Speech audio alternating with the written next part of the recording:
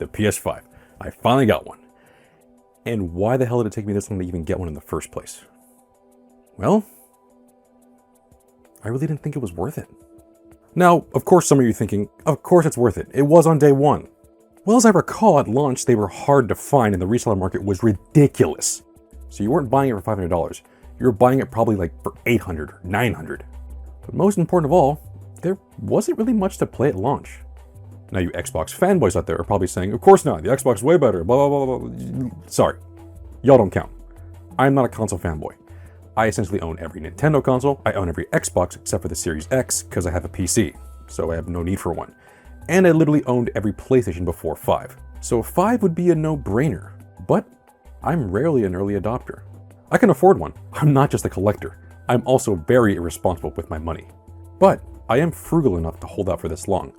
I mean, $500, that's a nice chunk of change. But yeah, here it is. I finally got it. And yeah, I mean, thanks to Best Buy's, open box sales, I managed to get this thing pretty cheap, and also it's brand new in box. And thanks to Black Friday, I got a slew of PS5 games.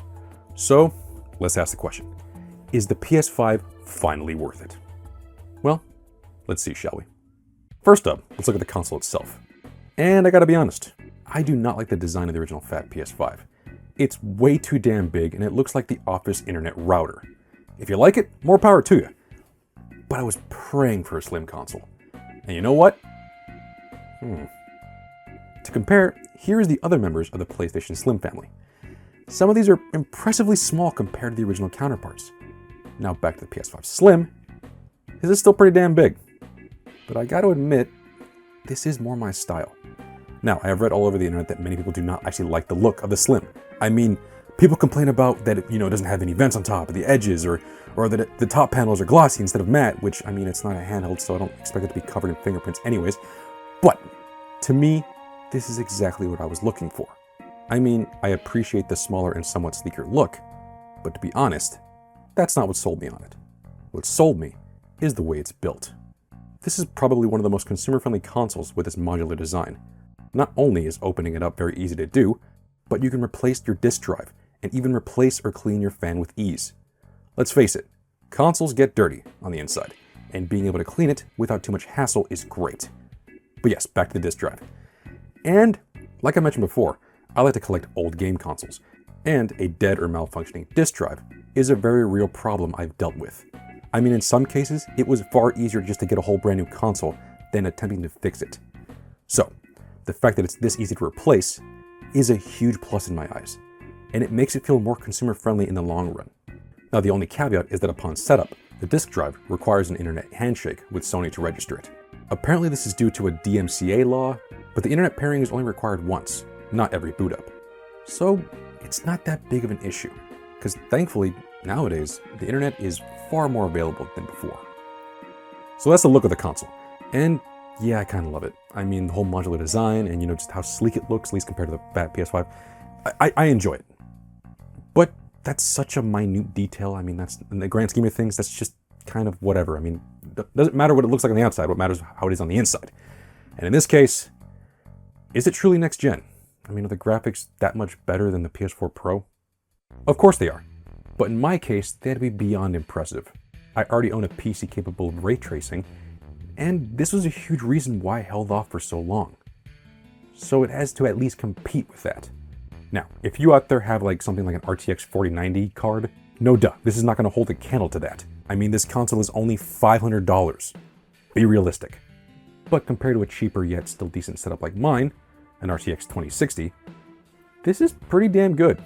On the box, it says it can run 8K and even run at 120 frames per second. Now this of course varies from game to game, but I only have a 4K 60Hz display, so I can't vouch for those aspects. But when it comes to ray tracing, this is pretty good, especially if you're uninitiated. Reflections are convincing, and the lighting is incredible. Neon signs pop, and shadows are realistic. Again, this is not going to achieve the ridiculousness of ray tracing in a higher-end PC, but it gets the job done. But hey, if you don't care about that, well then go to your settings and switch over to performance mode, and yeah, this is where more people will get their kicks. Games still look crisp, and they also run like a dream with higher frame rates. Again, Of course, this depends on the game and how well the developers did their jobs. But for the most part, every game that I've played runs smoothly and truly looks next-gen compared to the last. I mean, look at this. They are definitely running a lot better here than they do on the PS4 Pro. The jumping graphics from the PS4 may not seem like much at a quick glance, but when you focus on the details, resolution, and the higher frame rates, the experience definitely feels next-gen. On top of that, the menu interface is lightning fast, and waiting for games to install after downloading are things of the past, thanks to the SSD. Seriously, loading screens are minimal. I mean, switching between games or even going from a completely turned off system to a loaded save file can be achieved in mere seconds in some cases. This, of course, once again, varies from game to game. But wow, not even my PC can load into a game this quickly from startup. And if your system was in rest mode, it pretty much loads up instantly to where you left off on boot up. I mean, looking back at the PS3 and PS4, they were fast for their times. Maybe not the PS3, but we've finally reached a point where the console menu navigation is instantaneous. All in all, it stands up well, and it really is the powerhouse it claims to be. As an upgrade to the PS4 Pro, this is definitely worth it. But what good is a beefy system if you don't have any games for it? And well, thankfully, I have 6 right here. 6, I can count. 6 games. And these are all PS5 exclusives, or at least games that are, exclusive to the next gen. Like Jedi Survivor, that might get a downgraded. Point I'm trying to make is these are all games that can show what the PS5 can do. And this is a good variety of them. So yeah, let's go through them in order of release and let's check them out. First up, Demon's Souls. The game labeled as the killer app at launch. It's a remake of a PS3 game, and the gameplay remains largely untouched from the original. But my god, developer Bluepoint knocked it out of the atmosphere here. The visuals are not only crisp and the game runs at a steady 60 FPS, but the art design is gorgeous. They definitely changed it from the original, but I honestly feel like it's a big improvement. Yes, it's a Souls game through and through, but if you got the stomach for it, this hard cookie is definitely a must-have even to this day. Returnal. Another easy system seller, but only for the hardcore crowd. A Metroidvania-style game with bullet hell and roguelike gameplay. Jesus. You play as a maroon space explorer on an unknown planet full of dangerous creatures, and every time you die, you're reset back to the beginning. And the whole map is randomly rebuilt every time you die. The gameplay is brutal, yet rewarding. Aesthetically, it's like Metroid Prime for adults. So, like the Alien franchise. The story got me hooked from the get-go, and it's a true blue science fiction that will make you think. The gameplay is just tight, the controls are phenomenal, and look, seriously, if I have not piqued your interest yet, or do you need more? I mean, granted, if you do not like roguelikes or hard games in general, do not buy this game. Avoid it at all costs. There is no easy mode. This game will kick your teeth down your throat over and over again. But for those looking for a challenge, and in many ways, one of the most quintessential showcases of the PS5, this is it. Because not only is the ray tracing awesome in this game, and it runs at a smooth 60 FPS, but the controller feedback here is some of the best. Easily one of the hardest games on the console, but also one of the best. Ghostwire Tokyo. Now here's a weird one. From one of my favorite game studios, Tango Gameworks, the makers of Evil Within, comes another horror game, but not survival, action horror. A huge open world based off Tokyo was enough to sell me, but the weird gameplay and the occult Japanese lore is what kept me coming back for more. Now this is definitely a niche game. Best way I could put it is it feels like an obscure PS2 game with a huge cult following that a studio decided to remake for PS5. The game is not for everyone, with a huge exclamation point. But if any of this gameplay piques your interest, I recommend it. It's a great game for the PS5, with incredible graphics, and it's definitely scary enough to scratch a Fatal Frame or Silent Hill itch you may have. Speaking of which, the Dead Space remake. A multi-platform game, but an essential for a survival horror fan like me. The game is a huge graphical upgrade from the original, and here it's a vital aspect. The gameplay is great, but the dark corridors and horrific updated creature design is awesome. Not to mention, the masterful implementation of the 3D audio had me on the edge of my seat. For any fan of the original, or someone like me who never actually finished the first game, I mean I have now, but back then, yeah, this is a perfect horror remake. Every single quality of life improvement, every single gameplay aspect has been just buffed to a freaking sheen here. And it is the first game I've actually beaten on the PS5 now. And I'm proud of that. because this was great. Dead Space is a landmark for a reason, and this fresh coat of paint helps solidify that even further. Next up, Star Wars Jedi Survivor. Now, I've only played a bit of this one. I was a huge fan of Fallen Order, but this definitely was a game that I wanted to play. And I was going to probably buy it later, but I scored such a great deal on Black Friday that I had to have it now. But yeah, regardless, from what I've played, another gorgeous game. The gameplay is just how I like it. And it's just another reason why I absolutely love the Star Wars series in general. Yes, the movies have really dropped the ball, and some of the series are freaking monotonous and a little too much, but this side story stuff is so great, especially when they give it to developers who actually want to tell a great story and give us some freaking great Jedi style gameplay. And yes, I'm playing this on the hardest difficulty because I like the challenge. And trust me, this game will give you a challenge. But the biggest surprise here is the fact that it's the biggest game on my hard drive right now. Damn. And now finally, the showstopper and the new killer app for the PS5, Marvel's Spider-Man 2. This is the new standard in superhero games. The city feels alive, the gameplay feels tight, the story is engaging, the visuals are unbelievable. Ray tracing truly shines here in more ways than one, figuratively and literally. This is a system seller, no doubt about it. The amount of side quests, the lengthy story, and much more realized New York City will have you coming back for a long time. The unlockables, the awesome costumes. I mean, seriously, if you only have enough money to buy just one game when you buy a PS5, well, at least at this point in time, this is it. Good thing this was bundled with my system. And there you have it. That's all the PS5 games I currently own. With the PS5 box, because I already also had, before even buying the system, had a whole collection of PS5 games through these. These are PS4 games that offer a free, I'll repeat that, a free upgrade to the PS5 version. All I had to do was put the disc in and it offered me a free download of the PS5 version. And from then on, all I gotta do is put the PS4 disc in and it will act as a PS5 game. Not every game that's released in the PS4 and PS5 offer this, but from what I've seen, most of the heavy hitters do. Oh, and to sweeten the pot, yes, the PS5 is essentially 99.9% backwards compatible with the original PS4 library. And they actually run better than they do on the PS4 Pro. So as for games, the PS5 is doing pretty damn good. It's definitely worth it in more ways than one. Any PS4 owner with a collection of games is probably already sitting on a collection of games for a future PS5. But taking a step back here, I gotta play devil's advocate. I mean, what about the exclusives? Yes, I've played a bunch of, multi-platform games, a bunch of, actually PS4 to PS5 games, but there actually isn't that many full-blown PS5 only games out there.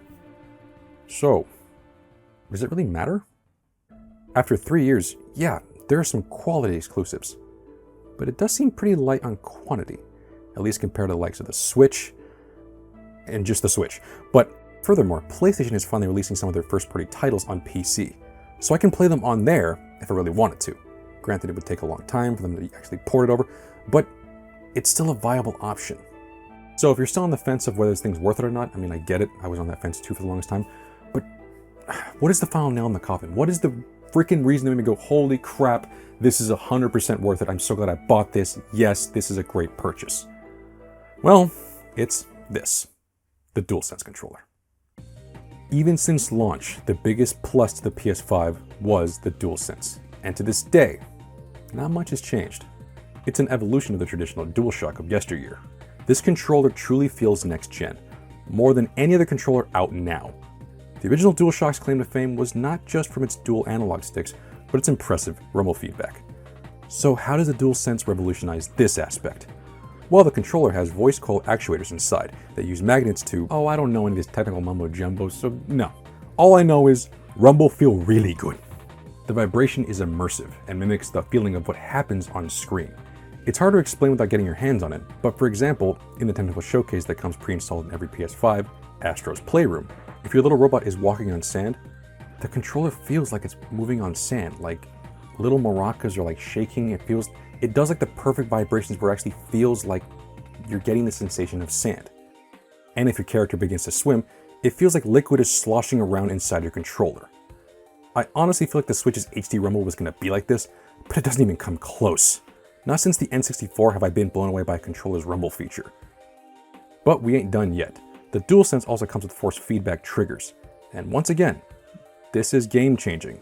For shooters, the triggers will change depending on the weapon you're holding, making it feel like you're actually pulling the trigger of a real gun, with appropriate vibrations for immersion.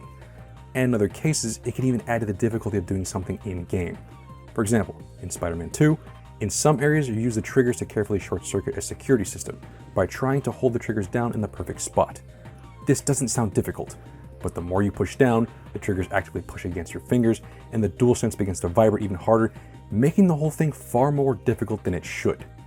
I mean, this is, no exaggeration, revolutionary. The immersion is sky high here, and makes the act of pushing a simple button more challenging in the real world. For the longest time, the DualSense was the biggest reason I wanted to own this console. Hell, a year ago I even thought about buying the DualSense by itself, trying to make it work for PC games. From what I've read, it's possible, but pales in comparison to how it runs natively on the PS5. It's my new favorite controller, and that is insane because for the longest time, the Super Nintendo held that title. I've always had a soft spot for its simplicity. Well, not anymore. This is the new standard in my eyes, and it can only be improved from here. Speaking of which, it actually has. Reading deeper into the controller, apparently the launch models had some hardware issues.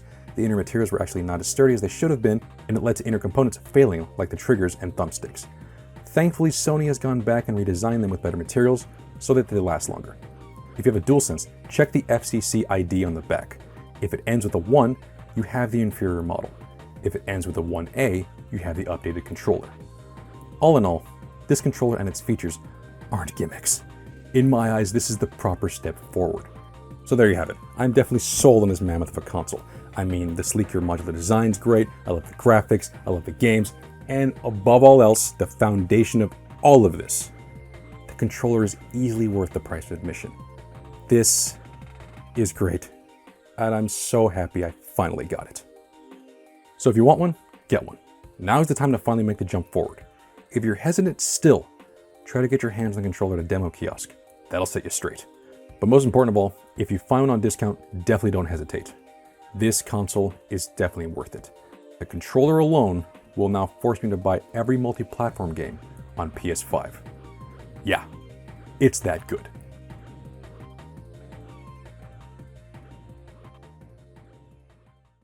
Well, that's the video. And yeah, another question dawned on me, and that's, should I have gotten it sooner? No, I'm actually glad I waited this long because, I mean, it's perfect time to buy it. The library's nice and stacked, the controller's being utilized a lot more, and the Slim version is my preferred, version of it. Yes, I know people don't like it, but if you want the fat PS5, you can totally get that with the bundle with Spider-Man 2. So you got the options. The point I'm trying to make is, if you want one, now's the time. Seriously, it is right now is the perfect time to get a PS5. They're widely available and they're just easy to get. So yeah, I recommend it wholeheartedly.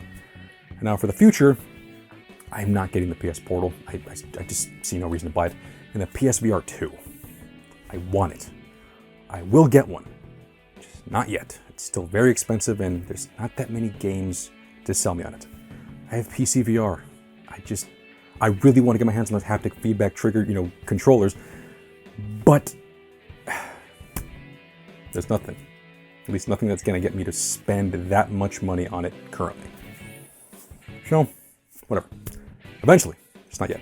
But for the PS5 alone, I'll reiterate again. It's definitely worth it. But yeah, regardless, that's the video. Thank you for watching. Like, comment, and subscribe. And I'll see you guys later.